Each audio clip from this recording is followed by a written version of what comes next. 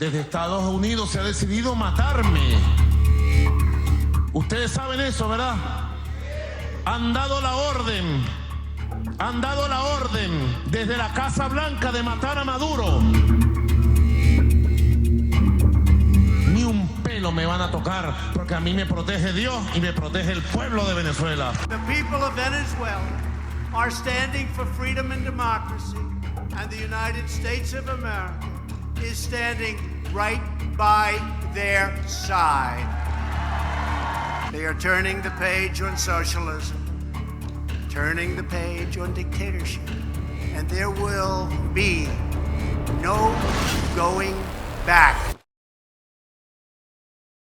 Protests, chaos, conspiracy, and violence.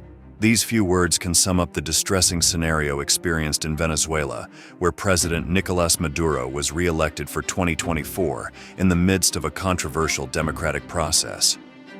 Given this panorama, the Venezuelan people are at the limit of tolerance, and there are those who think that freedom will only be achieved by taking up arms to confront the fierce socialist regime.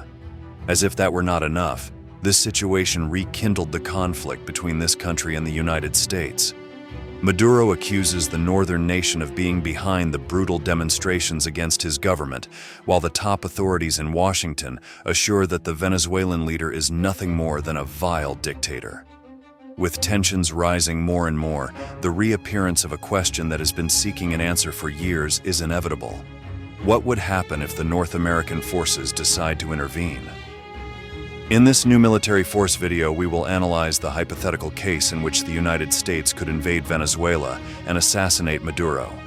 Get ready to find out how it would be done and what the consequences of such an operation would be. 25 años luchando contra esta dictadura, y hacemos un llamado a la comunidad internacional a que actúe. Hoy fue evidente la derrota del desgraciado dictador de Nicolás Maduro. Ya basta. Esto es desconocer y violar groseramente la soberanía popular. No hay manera que ellos puedan explicar y justificar esto. Vamos a pelear por la libertad de Venezuela. Ganemos o perdamos, vamos a pelear. No nos vamos a quedar otra vez. Esta vez no. On July 28, 2024, Venezuela held an election process in which a multitude of people anxiously awaited the apparent victory of the opposition candidate to Maduro, Edmundo González Urrutia, which would mean the end of 25 years with the Socialist Party in power. However, to everyone's surprise, the National Electoral Council awarded the victory to the Chavista leader amid a strong complaint of suspicions of fraud. In this way, the result of the elections will prolong the presidency that Maduro has held since 2013 for another 6 years. This caused a stir in the streets, unleashing a great wave of violence and giving rise to a series of accusations from the president himself. While the Venezuelan people repudiated the alleged fraud in the vote count, the leader of the ruling party reacted harshly against the main opposition leaders, who according to him were the ones who conspired to generate chaos in the country. In this sense, Maduro did not point the finger at his local political rivals, but rather pointed mainly at the United States, saying, "They are hatred, revenge, and their plan is conspiracy and escalation of violence to kill people." The head of state also indicated that these were terrorist attacks promoted by the Americans. These occurred in the main Venezuelan cities where armed groups attacked government buildings while others fired on the civilian population and clashed with the police. After the security forces managed to arrest several dozen people who were participating in the protests, Maduro reported that 80% of them had criminal records, and a good part had returned to the country in recent weeks from the United States. Some confess that they are being paid per day. We will go in search of and capture the masterminds of these organized groups with precise orders to attack, the president threatened. However, despite the emphasis on blaming Washington for the protests, Venezuelans themselves made their position clear by taking to the streets. ¡Maduro va para afuera! ¡Queremos salir de esto! ¡Pura pobreza! Una furia popular que ha despertado y que ha arremetido con todo lo que huele a chavismo, tumbando 2 de sus estatuas en las ciudades de Coro y La Guaira.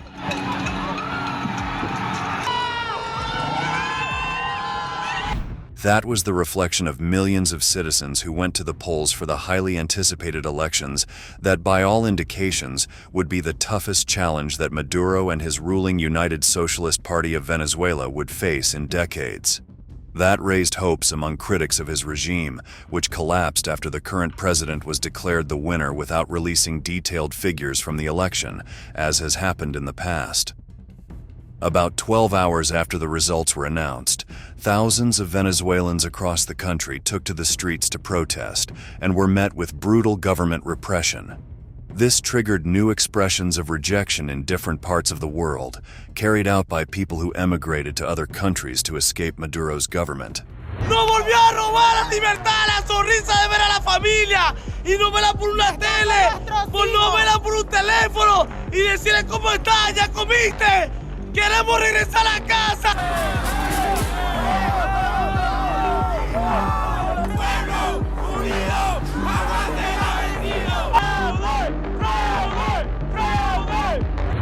Tensions rose further when defeated candidate González Urrutia and opposition leader Maria Corina Machado stunned Venezuelans by revealing they had obtained more than 80% of the votes cast by each electronic voting machine. After the polls closed, they claimed Maduro had been defeated by a 2-to-1 margin. That was the moment when the accusation of fraud detonated and the violence reached unimaginable levels, ending with 24 people dead and more than 2,200 arrested amid the protests. Thus, even though the president continued to link the wild demonstrations with an alleged U.S.-orchestrated plan to destabilize the country and overthrow him, people continued to demand the end of his mandate. Yo quería a Venezuela libre, esta era la última esperanza. Y nos las arrebataron porque Maduro es un perro y no quiere soltar el mandato, es un perro, suelta el mandato y déjanos libres, déjanos regresar a casa. Now, beyond the fact that the Venezuelans themselves were the ones who made themselves heard the most, messages also came from the north, with the figure of Donald Trump as one of the most prominent. They are risking their lives and Venezuela's future for a man controlled by the Cuban military and protected by a private army of Cuban soldiers. Maduro is not a Venezuelan patriot. He is a Cuban puppet. That's what he is. The former president of the United States and Republican candidate for the White House pointed out that there were no free or fair elections in the South American country and maintained that Joe Biden's government should not have withdrawn the sanctions that he had imposed on the regime of Nicolás Maduro. In 2017, while the Republican magnate was in power, Washington imposed a series of measures which mainly prohibited North American banks from buying new bonds from the Venezuelan state and its oil company PDVSA. In addition, any purchase of oil from that company by U.S. entities would have no effect, since all the money would be deposited in blocked accounts. This meant a hard setback for the economy of the South American nation. Pedimos a las naciones reunidas aquí que se unan a nosotros para pedir la restauración de la democracia en Venezuela. Hoy hemos anunciado nuevas sanciones contra el régimen represivo, dirigidas al círculo interno de Maduro y a sus asesores más cercanos. However, these sanctions were lifted after the Venezuelan government made a promise of free and fair elections, and Donald Trump blamed Biden and his Vice President Kamala Harris for helping to free up one of the businesses that supports the Maduro regime, whom he has called a dangerous dictator. Faced with this, the former U.S. president emphasized, "Venezuela is destroyed and its wonderful people are bankrupt and dying. Much of their blood is on the hands of dangerously liberal and failed American politicians." Venezuela, but on steroids, big scale version, big, large, beautiful scale version of Venezuela. How about we're buying oil from Venezuela? When I left, Venezuela was ready to collapse. We would have taken it over. We would have gotten all that oil. It would have been right next door. But now we're buying oil from Venezuela, so we're making a dictator very rich. Can you believe this? Nobody can believe it. With these clashes increasing tensions between the Nicolás Maduro regime and the United States, it is time to move on to the scenario that aims to answer the initial question of this video. to find out what would happen if the North American forces decided to eliminate the president of Venezuela once and for all. To do this, the first thing we must do is take a short walk through the recent past, when the South American leader suffered an attempt on his life in the middle of a public event in front of thousands of people and broadcast on national television. Could this strategy be repeated to end the dictator's life? This event takes us to August 4th, 2018 in Caracas. Nicolás Maduro was giving a speech before a military parade on Avenida Bolívar, one of the main avenues of the capital, when the sound of an explosion suddenly dispersed soldiers and civilians alike. The cameras of the state networks and social networks present at the event captured fragmented images of the collective confusion. Smoke rose above the city, a formation of soldiers scattered, and bodyguards jumped on the president to cover him. Little was understood at the time, but later, the reason for that moment of high tension became known. 2 small drones flying over the event had exploded. Neither had come close enough to inflict lethal damage, although 7 National Guardsmen were injured. Dozens of people were subsequently arrested for being suspected of participating in the planning of the attack, while the authorities launched an investigation to determine who was behind this attack. A list of suspects was thus drawn up and some were caught. Human rights activists said that the detainees were tortured, but still no precise information was obtained about the event and its perpetrators. Maduro blamed the extreme right and the Colombian government, although it was later said that the neighboring country was not involved. Although this assassination attempt did not succeed and the president was unharmed, the possibility of having gotten so close to the president was a wake-up call for his security team, and even more so when a man referred to the attack explaining how it had been planned. The alleged organizer spoke to the media anonymously to say that the attack was orchestrated by a group of deserters from the Venezuelan armed forces. They had bought commercial drones available online in the United States, to which they adapted a homemade bomb that could be detonated remotely using an application. For several weeks they practiced flying the devices at a high enough height to not be detected, and then descending hastily and at full speed to hit the target at the precise moment. The flaw in the plan was that they did not have the cell phone signal blockers that protect the president, and they were responsible for activating the detonators and exploding the drone before reaching its target.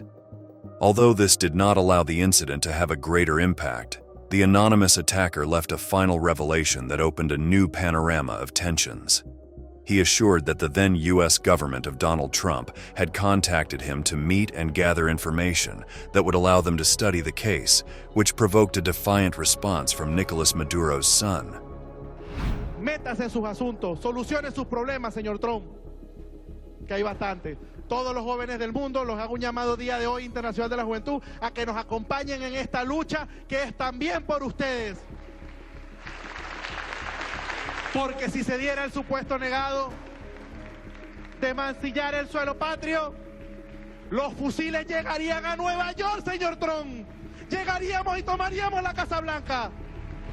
Looking at the case of this attack and how close it came to accomplishing its goal, despite having been carried out with commercial drones purchased over the internet and homemade explosives, we can imagine that the United States has advanced resources that would allow it to overcome any obstacle. That means that if Washington wanted to, it would be capable of assassinating Maduro. But what would that entail?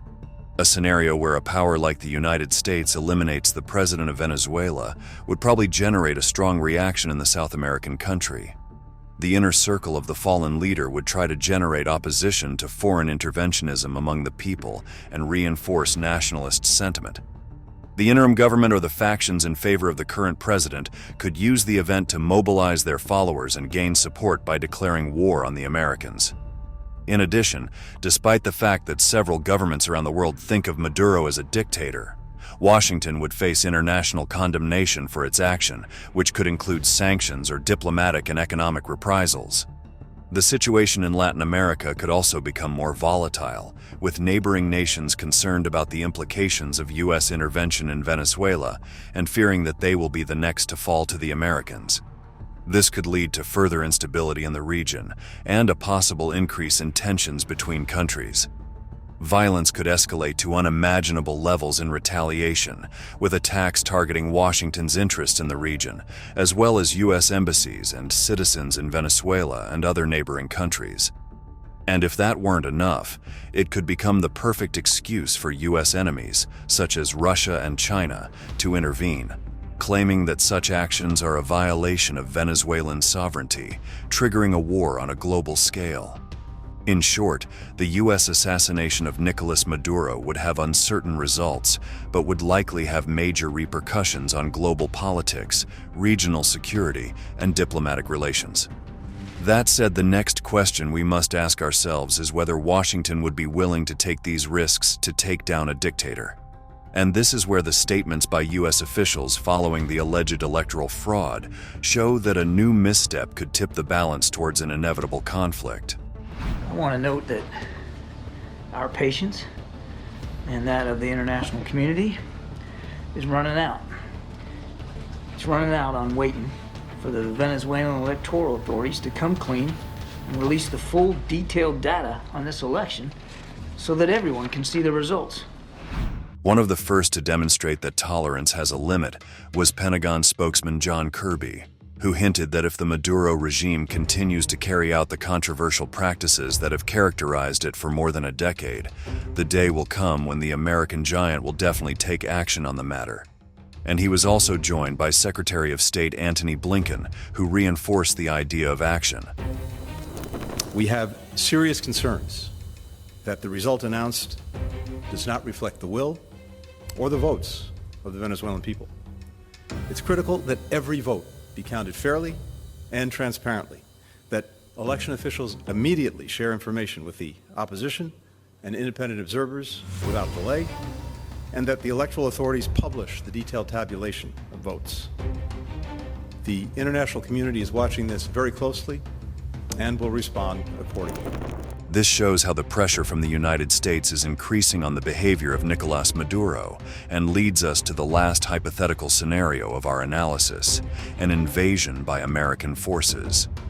If Washington definitely wants to end the regime of a dictator, it must also end all of his followers, and to do so it would have to let all of its power fall on Venezuelan territory. This mission would not be easy, and the consequences would be catastrophic, leaving a country in ruins, with incalculable human losses, and a conflict that would spread to the entire continent and probably the world. The first thing to consider is that Venezuela has a complete system of air, land, and sea defenses inherited from its relationship with the former Soviet Union and its current link with Communist Russia. For that reason, the United States would need allies in the region, with Colombia being the first on the list, since the Pentagon has at least 8 military bases on its territory and an entire logistical apparatus such as weapons and troops ready to carry out the operation. However, the Colombians have been clear in their position to seek a diplomatic solution, and they assure that military action is ruled out. In any case, if the Americans manage to be convincing and Bogotá decides to make a military incursion against Venezuela, it would also be affected by the huge migration that would arrive with those evacuated by the war.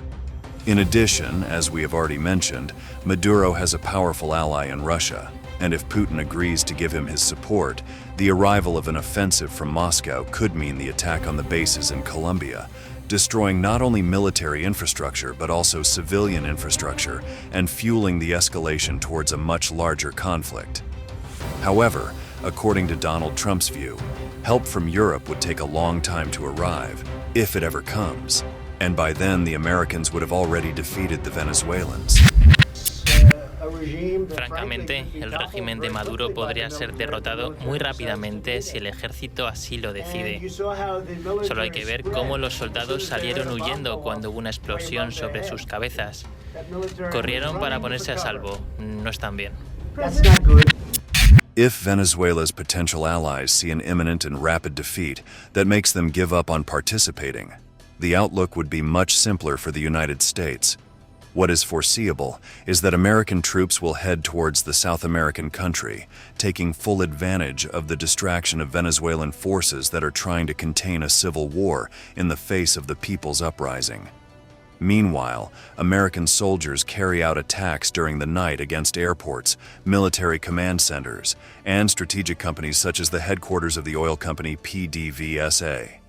They would also seek to destroy electrical power and telecommunication systems to cut off any type of connectivity of citizens with the media and telephone.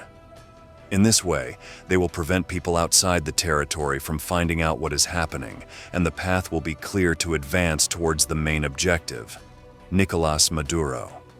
At the same time, emblematic places that preserve the cultural identity of Venezuelans would be devastated, such as the National Pantheon, the Institute of Scientific Research, and the Bolivarian Agency for Space Activities, all considered strategic by the Pentagon.